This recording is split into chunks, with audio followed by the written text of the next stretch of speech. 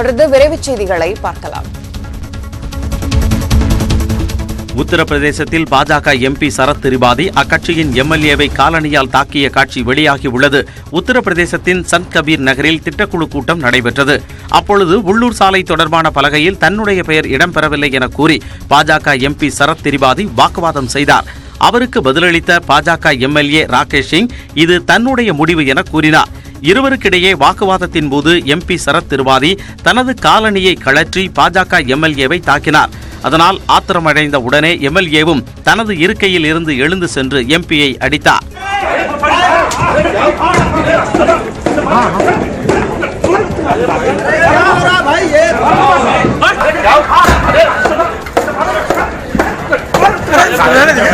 இந்த சண்டையை அங்கிருந்தவர்கள் தடுத்துள்ளனர். இதையடுத்து கூட்டத்தில் இருந்து வெளியேறிய இருவரும் தனித்தனியாக லக்னோ நகருக்கு புறப்பட்டுச் சென்றனர்.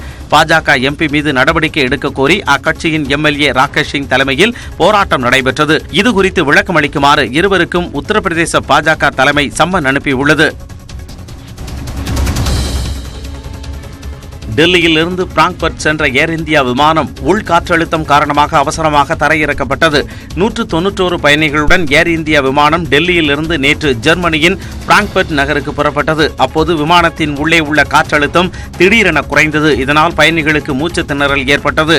அப்போது விமானம் ராஜஸ்தான் மாநிலத்திற்கு மேலே 20,000 அடி உயரத்தில் பறந்து கொண்டிருந்தது. இதையடுத்து விமானி உடனடியாக டெல்லிக்கே திருப்பி வந்து தரையிறக்கினார். பயணிகள் அத்தனை பேரும் பத்திரமாக தரையிறக்கப்பட்டனர்.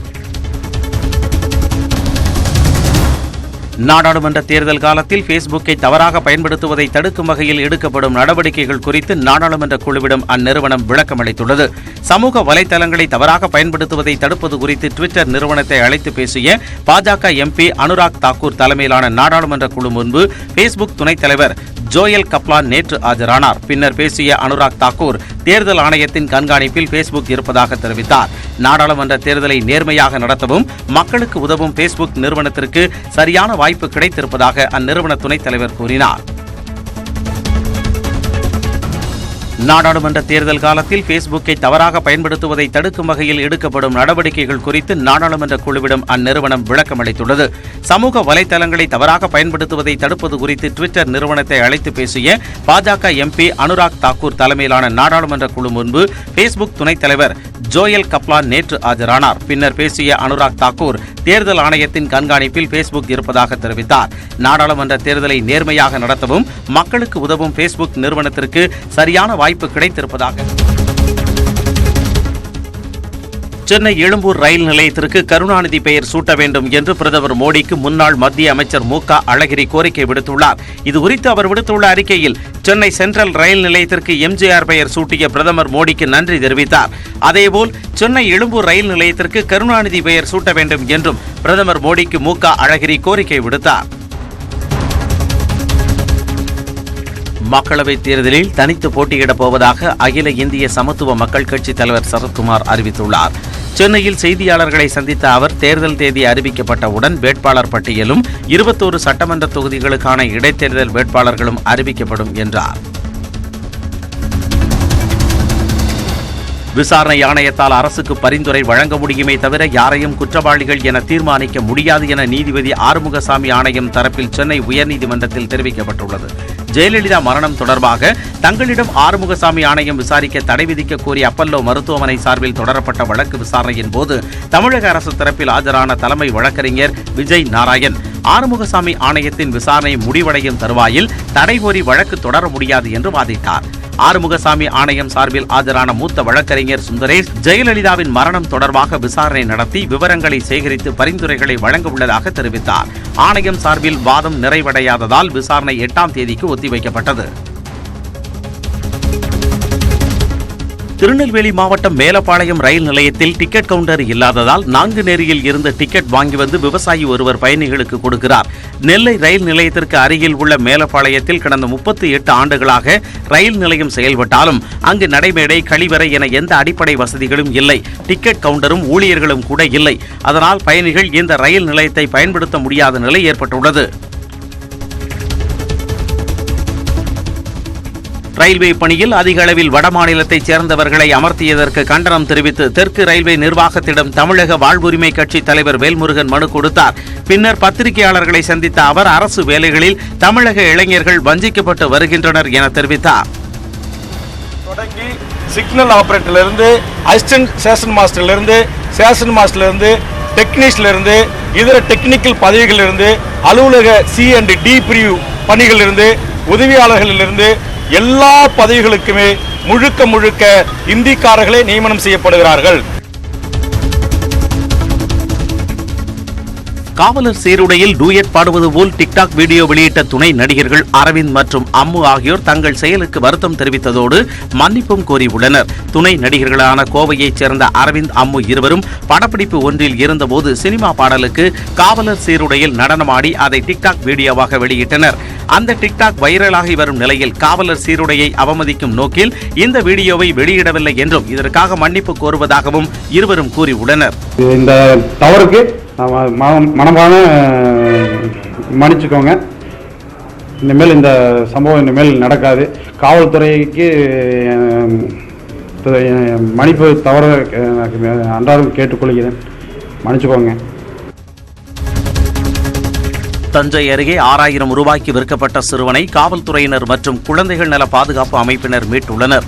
கடந்த நவம்பர் மாதம் கஜா புயல் வீசியபோது பட்டுக்கோட்டை அருகே சூரப்பள்ளத்தைச் சேர்ந்த நடராஜ் மரம் விழுந்து உயிரிழந்தார். இதையடுத்து ஈமச்சடங்கு செய்வதற்கு பணம் இல்லாததால் நடராஜின் மனைவி சித்ரா தனது 10 வயது மகனை மகாலிங்கம் என்பவருக்கு 6000 ரூபாய்க்கு விற்றுள்ளார். அந்த சிறுவனை மகாலிங்கம் கால்நடைகள் மேய்க்க பயன்படுத்தியுள்ளார். இதுகுறித்த தகவல் தெரிய வந்ததும் கோட்டாட்சியர் உத்தரவின்படி மகாலிங்கத்திடம் இருந்த சிறுவன் மீட்கப்பட்டார். சிறுவனை விலைக்கு வாங்கிய மகாலிங்கத்தை போலீசார் தேடி வருகின்றனர். அதெல்லாம்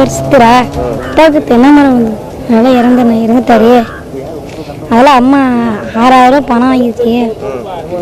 அதனால தான் நான் திருப்பி இதில் வந்தேன். ஈரோடு ரக மஞ்சளுக்கு புவிசார் குறியீடு கிடைத்திருப்பது மகிழ்ச்சி அளிப்பதாக விவசாயிகள் மற்றும் வியாபாரிகள் தெரிவித்துள்ளனர். ஈரோடு மாவட்டத்தில் காவேரி மற்றும் பவானி ஆற்று பாசனம் மூலம் சுமார் 1,00,000 ஏக்கரில் மஞ்சள் பயிரிடப்படுகிறது. ஈரோடு ரக மஞ்சளில் கேட்மின் என்ற வேதிப்பொருள் அதிக அளவில் இருப்பதால் இது புற்றுநோயை உண்டாக்கும் செல்களை அளிக்கும் தன்மை வாய்ந்ததாக இருப்பதாக தெரிவித்து வந்தனர். இந்நிலையில் ஈரோடு ரக மஞ்சளுக்கு மத்திய அரசு புவிசார் குறியீடு வழங்கியது. அந்த புவிசார் குறியீடு என்னால எங்களுக்கு அதிக விலை கிடைக்கும்னு விவசாயிகள் எல்லாம் நாங்கள் மகிழ்ச்சியாகவும் இருக்கிறோம். அதிக விலை கிடைச்சா எங்களுக்கும் ஒரு நன்மையாக இருக்கும். அரசும் எங்களுக்கு நல்ல மஞ்சள் விவசாயம் செய்கிற விவசாயிகளுக்கு ஊக்குவிக்கணும். நாகர்கோவிலில் போலி நகையை அடகு வைக்க முயன்ற நபர் காவல்துறை வசம் ஒப்படைக்கப்பட்டார். பழவிளை பகுதியில் கிருஷ்ணராஜ் என்பவருக்கு சொந்தமான நகை அடகு கடைக்கு 4 பேர் சென்றுள்ளனர். அவர்களில் ஒருவர் 5 வளையல்களை கொடுத்து அடகு வைத்துள்ளார். வளையல்களை பெற்றுக்கொண்ட கிருஷ்ணராஜுக்கு நகை குறித்து சந்தேகம் எழுந்ததால் அடகு வைத்தவர்களின் வாகனத்தை பின்தொடர்ந்து சென்றபோது கோணம் பகுதியில் மற்றொரு கடையில் நகையை அடகு வைக்க முயன்றது தெரிய வந்தது. அங்கு ஆய்வு செய்ததில் நகைகள் போலி என்பது தெரிய வந்தது. இதையடுத்து காரில் இருந்த மற்றவர்கள் தப்பி ஓடினர். ஒருவர் மட்டும் சிக்கியுள்ளார். அவர் போலீசாரிடம் ஒப்படைக்கப்பட்டார். விசாரணையில் பிடிபட்டவர் சதீஷ் என்பது தெரிய வந்தது. நாமக்கல் அருகே மூதாட்டியை பாலியல் வன்புணர்வு செய்த வழக்கில் 2 பேருக்கு மகளிர் நீதிமன்றம் ஆயுள் தண்டனை வழங்கி தீர்ப்பளித்துள்ளது. நாமக்கல் மாவட்டம் வெண்ணத்தூர் அருகே சமத்துவபுரத்தில் வசித்து வந்த மூதாட்டி கடந்த 2016ஆம் ஆண்டு செப்டம்பர் 21ஆம் தேதி பாலியல் வன்கொடுமை செய்யப்பட்டு கொல்லப்பட்டார். இது தொடர்பான விசாரணையில் ஆட்டையம்பட்டி பிரிவு அருகே உள்ள வடிவேல், கிருஷ்ணமூர்த்தி ஆகியோர் கைது செய்யப்பட்டனர். இந்த வழக்கை விசாரித்த மகளிர் நீதிமன்ற நீதிபதி இளங்கோவன் குற்றம் சாட்டப்பட்ட இருவருக்கும் வாழ்நாள் சிறை தண்டனை வழங்கி தீர்ப்பளித்தார். நாகை மாவட்டம் சீர்காழி அருகே பள்ளிக்கு மிக அருகில் டாஸ்மாக் கடை திறக்க எதிர்ப்பு தெரிவித்து பொதுமக்கள் மற்றும் பள்ளி மாணவர்கள் போராட்டத்தில் ஈடுபட்டனர். கோதண்டபுரத்தில் உள்ள ராமகிருஷ்ணா பள்ளியில் சுமார் 800க்கும் மேற்பட்ட மாணவர்கள் பயின்று வருகின்றனர். இந்நிலையில் பள்ளிக்கு அருகில் புதிதாக டாஸ்மாக் கடை திறக்க உள்ளதாக கூறப்படுகிறது. இதற்கு அந்த பகுதி பொதுமக்கள் எதிர்ப்பு தெரிவித்து போராட்டத்தில் ஈடுபட்டனர்.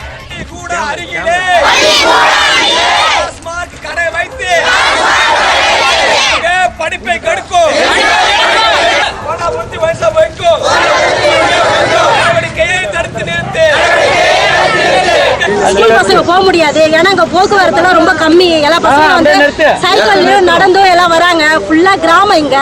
அதனால ஒயின் ஷாப் திறந்தாக்க இங்க எல்லா பசங்களும் குடிச்சிட்டு கிண்டல் பண்ணிட்டு கேலி பண்ணிட்டு இருப்பாங்க. அதெல்லாம் கண்டிச்சு தடுக்கணும். நாட்டில் திருமண பந்தத்திற்கு மீறிய உறவுகள் ஏற்பட தொலைக்காட்சி தொடர்கள்தான் காரணமா என சென்னை உயர்நீதிமன்றம் கேள்வி எழுப்பியுள்ளது. திருமண பந்தத்திற்கு மீறிய உறவால் ரஞ்சித் என்பவரை கொன்றதாக கைதான அஜித்குமார் தன் மீது தொடரப்பட்டுள்ள குண்டர் சட்டத்தை எதிர்த்து சென்னை உயர்நீதிமன்றத்தில் வழக்கு தொடர்ந்துள்ளார். இந்த வழக்கு விசாரணையின் போது நீதிபதிகள் கிருபாகரன் மற்றும் அப்துல் குத்தூஸ் ஆகியோர் திருமண பந்தத்தை மீறிய உறவுகள் ஆபத்தான சமூக தீங்கு என கருத்து தெரிவித்தனர். மேலும் திருமண பந்தத்தை மீறிய உறவு சம்பவங்கள் அதிகரிக்க டிவி சீரியல்கள் தான் காரணமா என்பன உள்ளிட்ட பல்வேறு கேள்விகளை நீதிபதிகள் எழுப்பியதோடு இதுகுறித்து மத்திய மாநில அரசுகள் பதிலளிக்க உத்தரவிட்டனர். நிலவை ஆராய இஸ்ரேல் அனுப்பிய விண்கலம் பூமியை படம் எடுத்து அனுப்பியுள்ளது. கடந்த 22ஆம் தேதி அமெரிக்காவின் புளோரிடாவில் இருந்து விண்ணில் ஏவப்பட்ட வார்ஷிட் விண்கலம் நிலவை நோக்கி பயணித்து வருகிறது. 37,600 கிலோமீட்டர் தொலைவில் சென்று கொண்டிருந்த போது பூமியை பார்ஷூட் படம் எடுத்து அனுப்பியுள்ளது. நீலமும் வெண்மையும் கலந்து பந்து போல் அந்தரத்தில் பூமி சுழலும் காட்சியை படம் பிடித்துள்ளது. ஏப்ரல் 11ஆம் தேதி பார்ஷூட் விண்கலம் நிலவில் தரையிறங்கும் என்றும் அதில் உள்ள ரோபோ மூலம் ஆய்வும் நடத்த உள்ளதாகவும் இஸ்ரேல் விண்வெளி ஆய்வு நிறுவனம் கூறியுள்ளது. நார்வேயில் கிராமம் ஒன்றின் மீது பனி சரிந்து விழும் காட்சி வெளியாகி உள்ளது. சுண்டல் என்ற கிராமத்தின் மீது மலையில் இருந்து பனி சரிந்து விழும் காட்சி செல்போனில் படம் பிடிக்கப்பட்டுள்ளது. இந்த பனிச்சரிவால் யாருக்கும் காயமில்லை.